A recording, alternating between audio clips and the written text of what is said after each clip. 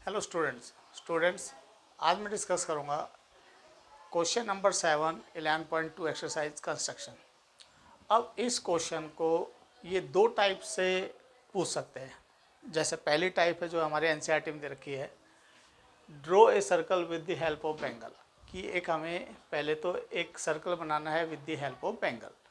तो अगर हम बेंगल से अगर कोई सर्कल बनाते हैं तो इसका मतलब है इसका सेंटर हमें गिवन नहीं है, ठीक है।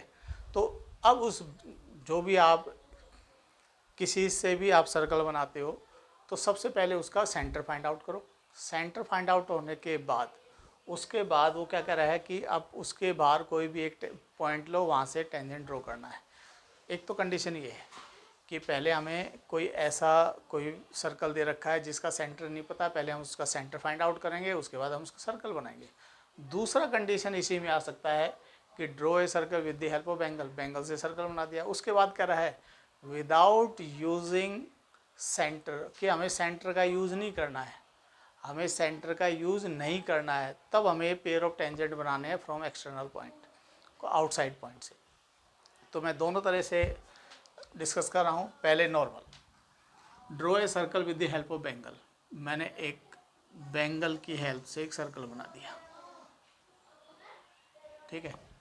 अब उसके बाद सबसे पहले इसका सेंटर फाइंड आउट करेंगे। सेंटर फाइंड आउट करने का क्या तरीका है, इस पे कोई भी कहीं भी तीन पॉइंट ले लो, ए बी एंड सी,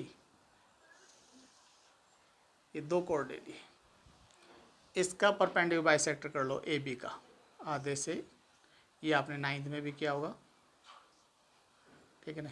तो यहाँ से एक लाइन ड्रॉ कर लो, एक ऐसे बी सी का परपेंडिकुलर बाइसेक्टर कर लो,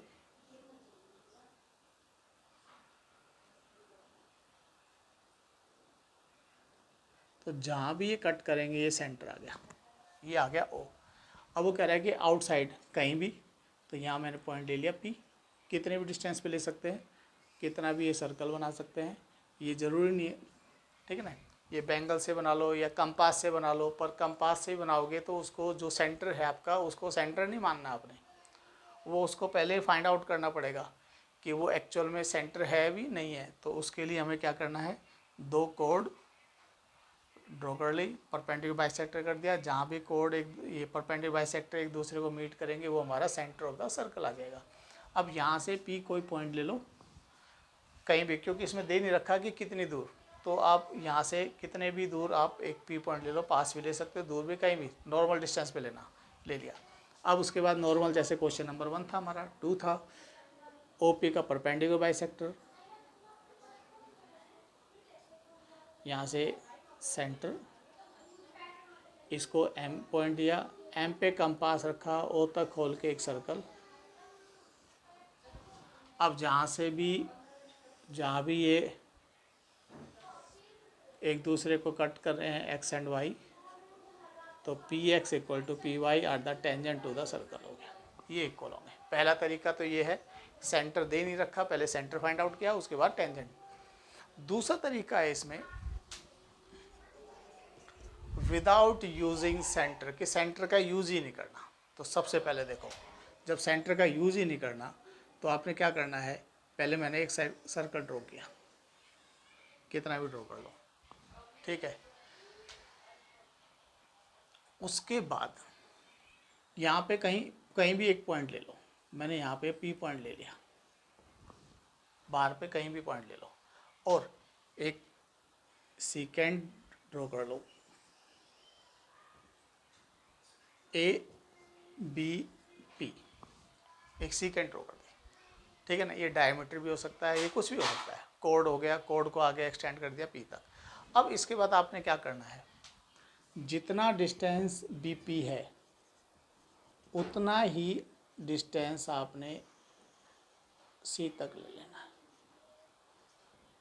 B P equal to P C.